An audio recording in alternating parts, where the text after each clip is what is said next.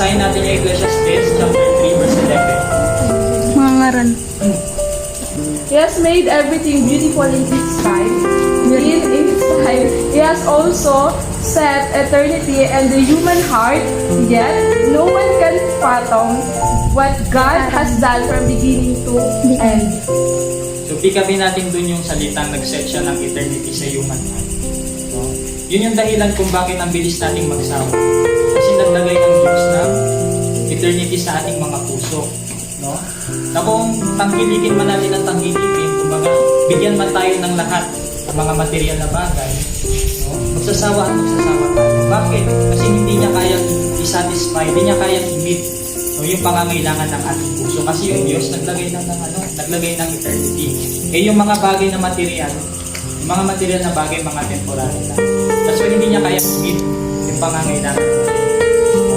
Mga material lang ba na bagay, di ba? Kahit tao, kahit yung pag-ibig ng tao, hindi rin kayang punan. Yes. Hindi rin kayang i-meet, i-satisfy yung mga kailangan. Ibig sabihin, temporary din yung pagmamahal ng tao. Meron ding limit. Naniniwala kayo doon? Yeah. Merong limit. That's why, Ay, opo.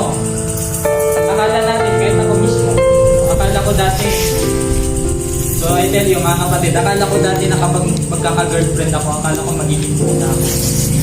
Ganon. Pero nung pinasok ko, yung pagkakaroon ng mga relasyon, kapag hinanap ko na baka sa taong ito, magiging kompleto na ako, magiging kompleto na yung araw ko, bawat araw ko magiging kompleto. Pero hindi, parang gusto ko pa mawala. Kasi nga, hindi niya na-satisfy yung mga pangangailangan. Ganun din yung bagay, nawawala din yung interest natin doon. Sa motor, sa kotse, Yes, pag sa nawala. cellphone. Cellphone, may hawak ang cellphone ngayon, mabili mo yung latest, di ba? Kasunod na buwan na naman, gano'n na naman. Samsung Flip. Latest na naman. Yun na naman yung pagsisikapan mong mahabot. Ibig sabihin, hindi niya kayang i-meet yung needs mo.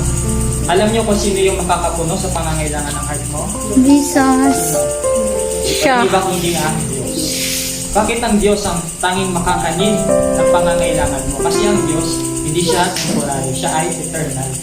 Siya ay eternal God, which is talagang fitted siya na kapag nag-dwell siya inside of you, magiging satisfied ka. Wala ka nang hahanapin pang iba. Kapag na-encounter mo ang Panginoong Jesus. Amen? And